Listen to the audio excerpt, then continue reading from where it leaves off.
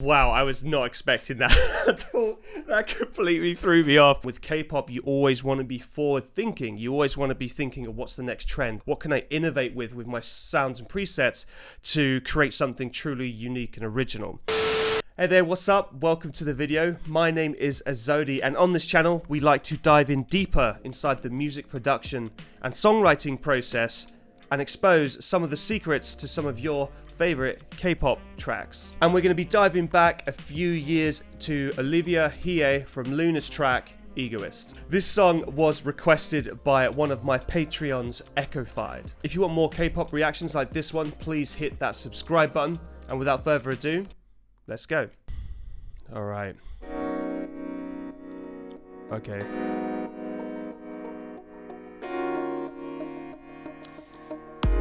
Love those chords already.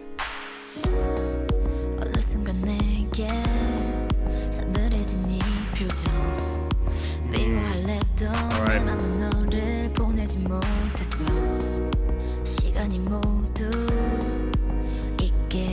It's got that real sadness, isn't it, to it? The emotion.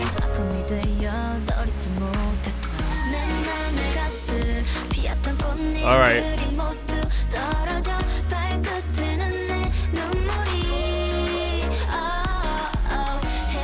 Okay.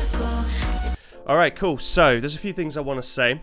Straight off the bat, the emotion is quite sad, somber. It's actually quite a minimal production. Not too much is going on, especially in the first verse. And now we're in the pre-chorus, you can feel that the momentum and energy has picked up, and they've introduced new elements to show you, the listener, that something's coming. They've applied a very popular technique in music production called sidechain compression. If you listen to the piano in the verse, that feeling of it pumping is sidechain compression, and it's the art of reducing one musical element down in volume to make space for another, and usually it's applied very aggressively and very popular in EDM, but you can hear it in most contemporary genres, but not as prominent as you hear it here. If I was to have a guess at the producer's mentality when writing the verse, since there's not too much going on in the music, to keep it interesting, they've applied the sidechain compression to make it a bit more exciting and give it a bit more pump and a bit more movement.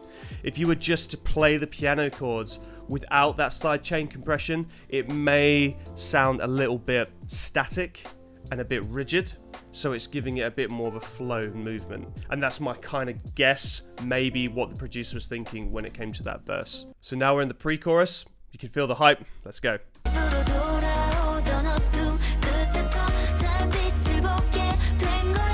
Alright.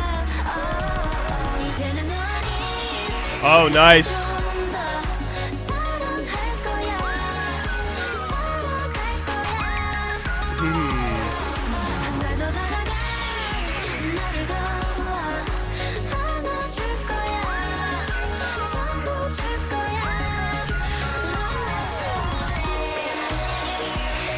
Alright. And then we're in the B chorus.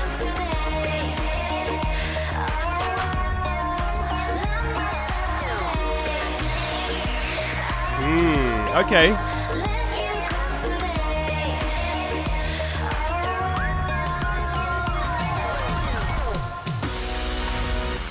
Wow. All right. This is cool. Oh man, those chords.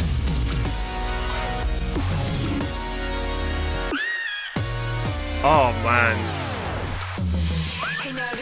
Wow, I was not expecting that at all. That completely threw me off. That was epic. That was really, really huge. All right, there's so much I need to say right now. So we got into the A chorus, and usually this is one of the biggest peaks of the track, and you can feel it. They bring in all the synths. It's absolutely rammed full of loads of different musical elements. Now, I'm not sure if it's the YouTube compression quality of the video, but I do feel that the synths are crushed so much that they're kind of battling and dominating the space for the vocal to sit in. You can't really make anything louder when it's this compressed, so it's more about reducing elements. So personally, I feel like the vocal should be the main thing here. So maybe the synths could have been lowered a little bit. And then you have the B chorus, which feels different, and you want to show you, the listener, that it's changed and developed, and you're getting two choruses for the price of one effectively. Very popular in modern pop songwriting. I know that this song was done in 2018-ish, and that was around the time Hye came out. And it feels like they're using almost the same audio palette, and I know now LOONA sounds pretty different. So it does feel like it was part of that LOONA sort of era around 2017, 2018, which is cool. And it's kind of like stepping back in time a bit and seeing what a girl group was like back then. It's interesting to see their progression to where they are now with tracks like So What, for example, and later stuff. Now, if you want to be more philosophical as a music producer here, the presets and sample choices may start to sound a little bit of that era. And with K-pop, you always want to be forward thinking. You always want to be thinking of what's the next trend. What can I do? What can I innovate with my sounds and presets to create something truly unique and original? So with that in mind, I would probably try and not use many of these samples and presets used in this track, as it's literally 3-4 years old now, and probably even older because it takes a while for the track to actually be released, anything from 6 months to 2 years and even longer. So we could actually be listening to a music production that was created in 2016 and not released until 2018. So it's always important to be innovative with your music production. Oh, and how can we not forget about the absolutely massive post-chorus, which is like a dance routine choreography, which was huge. And I just love how those synths were really aggressive. A lot of portamento, pitch bending, making those synths sound like they're bending downwards and powering down. Really cool technique, use it all the time. Let's just keep going. Sounds like we're going to be in verse 2 now. Rap section, awesome. I imagine this is JinSoul right now. It's so dirty, isn't it? It's quite aggressive.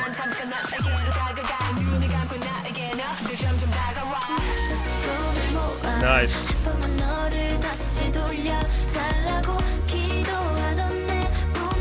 So he got straight to pre-chorus too by the sounds of it.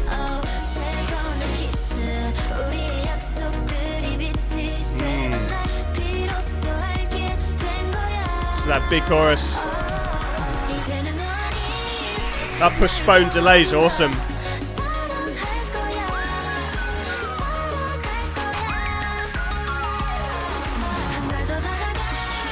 Yeah, there it is again. I love that.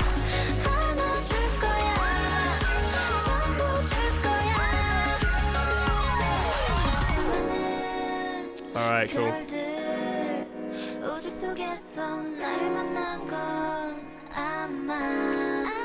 Oh, what a shot. That's amazing.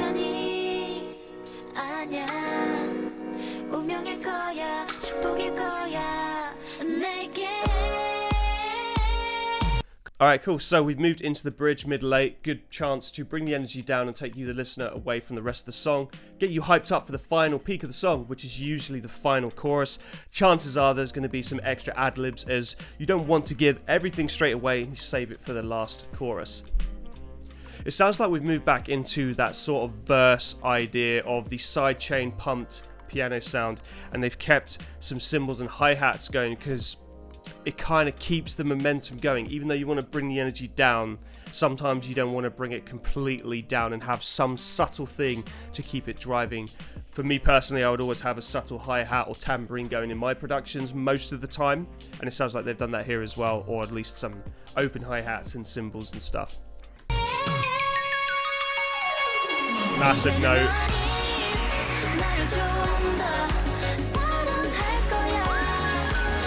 That whistle hook is so catchy.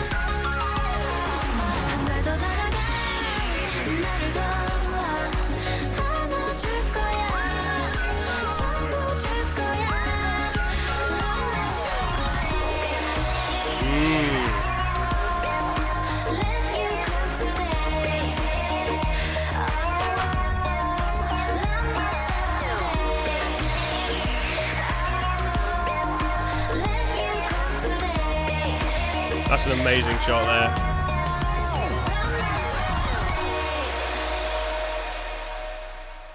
That's a huge song, isn't it?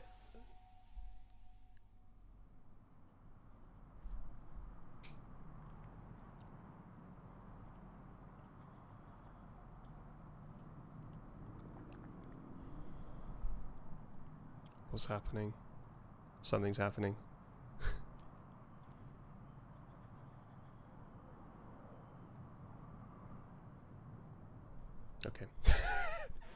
Awesome. It's always interesting reacting to older tracks like that, as you can see the progression of the group and where they've come from and where they've moved to. For me, I really enjoyed that song as it kind of takes me back, as the first track I ever heard from LOONA was Hye Hye, and I absolutely loved that song. Killer track. And it's cool to hear this song because it feels like it's in that same realm and area of LOONA a few years ago. If you are a music producer, I have some free K-pop MIDI chords that you can download from the link below, and also we have an awesome K-pop producer Discord community full of A&Rs, mix engineers, top liners, and we also do monthly community challenges where people team up and create tracks and we review them live on Twitch. I'll put a link to the server below as well. If you're an artist, brand or manager and would like to work with me, please hit me up via the website link below, and I will catch you again soon.